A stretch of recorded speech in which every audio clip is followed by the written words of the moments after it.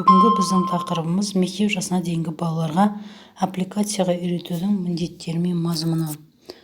Бұндағы біздің мақсатымыз студенттерге аппликация ұғымын таныстыру, аппликацияны бейнелеуге қажетті құралдармен жұмыс жасауды әдіс-тәсілдермен таныстырып, бейнелеу іс-әрекеттерін меңгеруге баулу. Жоспарымызда бірінші аппликация туралы түсінік, екінші аппликация түрлеріне сипаттама, үшінші аппликацияны жас ерекшеліктеріне қарай үйрету жолдары болып 3 жоспар алып отырмыз. Жалпы аппликация дегеніміз, аппликация атауы латынның жабыстыру, қиыстыру деген сөзінен шыққан.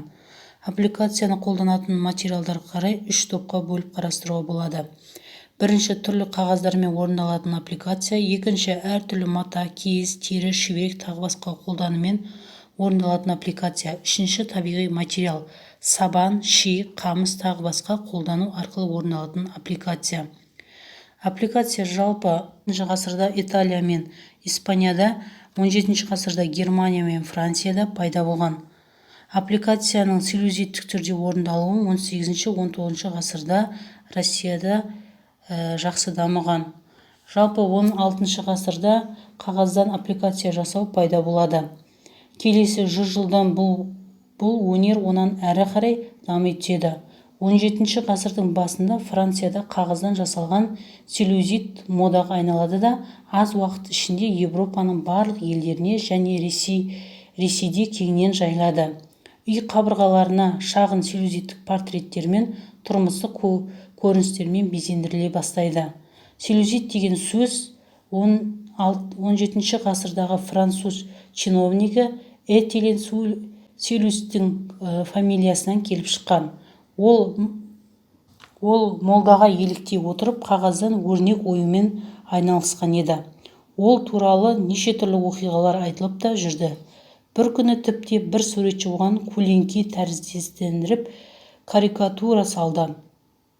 Бұл бейнелеу әдісі целлюлоид деп аталып кеткен. Целлюлоид өнері Альберт Дюрер, Петр Паул сияқты көптеген маман суретшілерінің қызықтырады. Бұл өнерге атақты ертекші Ганс Христиан Андерсен да еліктей бастады. 19 ғасырда Ресейде Толстойдың целлюлоидтері кеңінен жайылды. Ол әртүрлі мазмұнды көп фигуралар, композициялар жасай бастады. Жалпы аппликация Қазақстанда да жақсы дамыған. Қазақстан халқының ақ-қара киіз арқылы да ойылып жасалған сырмағының өзі аппликацияның бір түрі болып табылады. Әсіресе ұлттық киімдерде ою-өрнекпен әшекейлеуде аппликация озық үлгіде дәріптелген.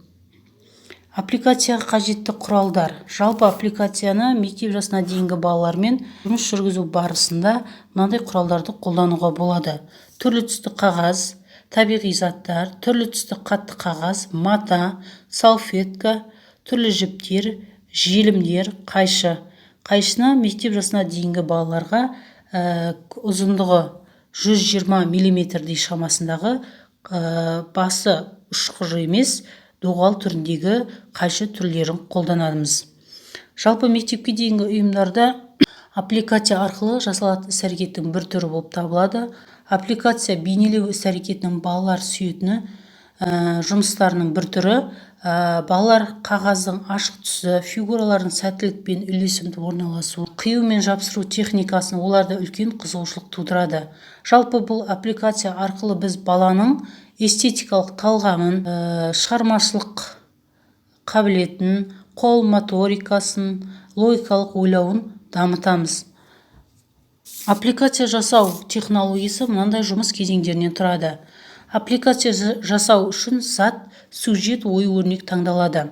Эскиз жасалады. Қарапайым аппликацияларда эскизсіз орындауға болады. Материал дайындау, оны тағайындау, құрал-жабдық қосалқы материалдар таңдау, әртүрлі тәсілдермен, бөлшектермен суреттерді дайындау, бөлшектер мен суреттерді фонға орналастыру, бөлшектерді негізге жабыстыру, тапсырмаларды сәндік безендіру дағдыларын үйрету болып табылады. Жалпы аппликацияның 3 түрі бар: заттық аппликация, сәндік аппликация, сюжеттік аппликация болып 3-ге бөлінеді. Қайшыны дұрыстау және пайдалана білуді қалыптастыру, түзеу сызықтарының алдымен қысқа, содан соң ұзын жолақтарды қиюды үйрету. Екінші, текшеден дөңгелек пішін, тік бұрыштан, бұрыштардан бүктеу арқылы сопақша пішін қиюға үйрету. Ересектердің көмегімен бөліктерді желімдеуге үйрету. Желімді сүлгіні қолдануды үйрету. Бұнда қалыптасатын дағды екі бүктелген қағаздан түрлі қатпарлы бейнелерді қиюды. Қатпарланып бүктелген қағаздан бірден бірнеше пішіндермен және екі бүктелген қағазы симметриялы пішіндерді заттарды қию.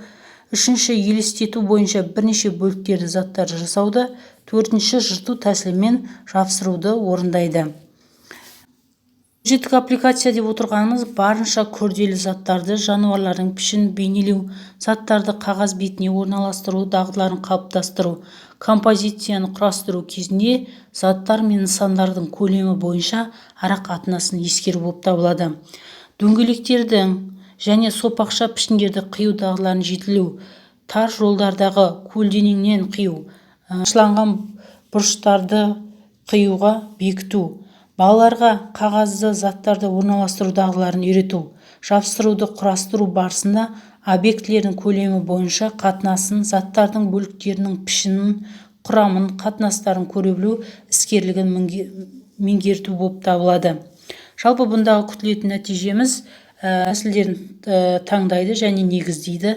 Қағаздағы симметриялық пішіндерді қия алады, бірнеше бөліктерден өрнек құрастырады, дайын үлгілермен, шаблондармен, трафареттермен жұмыс жасайды, геометриялық элементтерден өрнек құрастыруды, заттардан қазақ қою өрнектерін безендіреді, еңбек қауіпсіздігі және жеке бас гигиенасының ережесін сақтайды. Кейінгі сәндік аппликация деп отырғанымыз, бұл сәндік аппликация геометриялық пішіндерден ою өрнектерді және жолақты өсімдік өрнектерінің халықтық өнер түрлері бойынша бірізділігін ескере отырып, құрастыру дағдыларын қалыптастыру, қазақ халқының сәндік қолданбалы өнермен таныстыру, түрлі пішіндегі қағазды таныс геометриялық элементтерден өрнек құрастыруды үйрету, бөліктерден бейнелерді құрастыру, мерекелерге арнап үй-жайды безендіру үшін ұжымдық жұмыстарды орындау. Екінші, ұлттық кілемдер, ас тақтайшаларын, сүлгілерді, қуыршақтардан алған ыдыс аяқтарды сақтайтын сөмкелер, қымыз құятын торсықтар, шырша шекелер мен ойыншықтарды, жаңа жылдық құттықтау хаттарды, топ бөлмесін безендіруге, қыс тақырыбында ұжымдық пано жасауға үйрету. Бұндағы біздің күтетін нәтижеміз қайшыны дұрыс ұстайды және пайдаланады, қысқа және ұзақ жолақтарды дөңгелек пішінді қияды, жеке бөлінеді, жапсырады, желімді сүлгіні қолдана алады, композиция құрайды, жолаққа геометриялық пішіндер мен өсімдік өрнектермен өрнектер жасай алады. Ал жасы ерекшелігіне қарай тоқталатын болсақ, бірінші сәбилер тобында аппликация сабағы жүргізілмейді, жалпы күннің екінші жартысында балаларға құрастыру ойындары жүргізіледі. Бұл құрастыру ойын кезінде 2-3 жастағы балаларды жапсыру іс-әрекетінің қатысты ерекшеліктері. Бірінші, ересектермен бірлесіп желімсіз жапсыруды түсінуге және құрылымына қарай жеке бөліктерден құрастыруға үйренеді. Екінші, 2-3 бөліктен тұратын түрлі заттарды құруға үйрету. Үшінші, жапсыру барысында фоленограф қағаздың бетін дұрыс қолдануға үйрету. Жалпы бұл жерде кеңістікті бағдарлауға балаларды үйрету болып табылады. Бірінші сәбилер тобында жапсыру кезінде бала нені үйренеді? Дайын пішінді орналастыруға, екінші, қарапайым композиция құрастыруға үйренеді. Бұл жерде ешқандай желім пайдаланбайды, тек қана қағаз бетіне кеңістікке орналастыруға бірінші сәбилер тобын үйретеміз. Екінші сәбилер тобынан бастап аппликация ұйымдастырылған оқу қызметі жүргізіледі.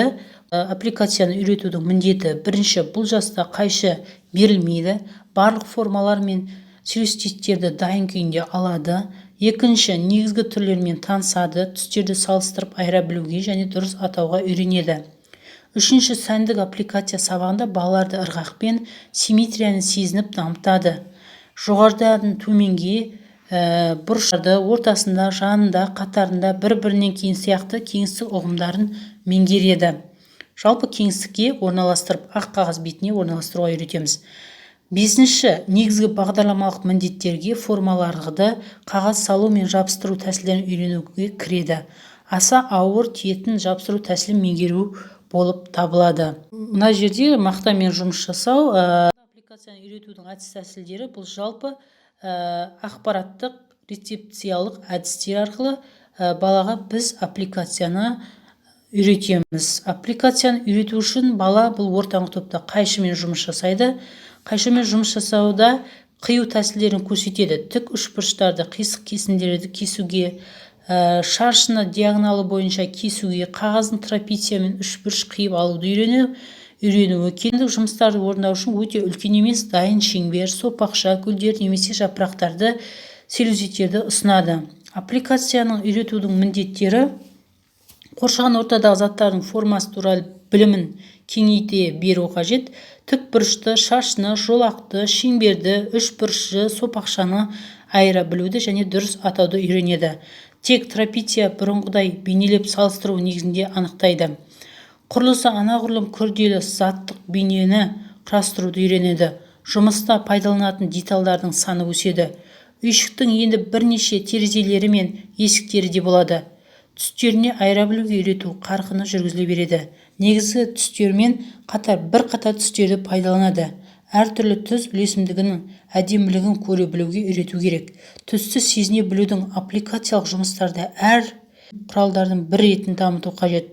Түрлі кеңістік елес аралық бірдей қашықтықтағы шетіндегі тағы басқа ұғымдарды таныстыру керек. Екінші кішкентайлар тобында ұсынылған білімді бекіту қажет. Композициялық дағдыны және ырғақты түсінуді дамыту жалғастыру маңызды. Қайшымен жұмыс істеу техникасын баса назар аудару қажет. Оқу жылында қиюды түрлі қарапайым тәсілдерді игеру керек. Қайшыны дұрыстауға және онымен жұмыс істей білуге, түзеу, сызық бойымен дұрыс кесуге, қисық кескіні жасауға және заттарды дөңгелек формаларды кесуге үйрету қажет. Жапсыру техникасын жетілдіріп отырған жөн. Келесі міне мынандай аспандағы аспан бейнесін бейнелеу барысында мынандай суреттер жасауға болады. Күнделікті біздің қолданатын асымыздағы қарақұмық, күріш, жіптерден жасалған. Ересек жалпы ересек тобында да олар көбінесе түрлі жұмыстар жасайды. Олар барлық қолданатын табиғи материалдардан, жіптерден, маталардан, сабаннан, ағаш бұталарынан барлық материалдарды жасайды. Олар желімді қолданады, қайшыны қолданады. Сондықтан біз балаларға еркін тақырыпта жұмыс жасауға тәрбиелеу керекпіз. Бейнеленген матамен жұмыс, қарындаш қалдықтарынан жұмыс, жіңкені кеңістік бетіне орналастыру арқылы жылқының бейнесін салған. Біздің ас мәзірінде қолданатын тағамыз қарақұмық, жүгері. Бұнда құс бейнесі бейнеленген. Кәдімгі біздің күнделікті қолданатын, тұрмыста қолданатын сүрткіш веткінің түрлі түсінен көбелек бейнесін шиыршықтау әдісі арқылы қолданған.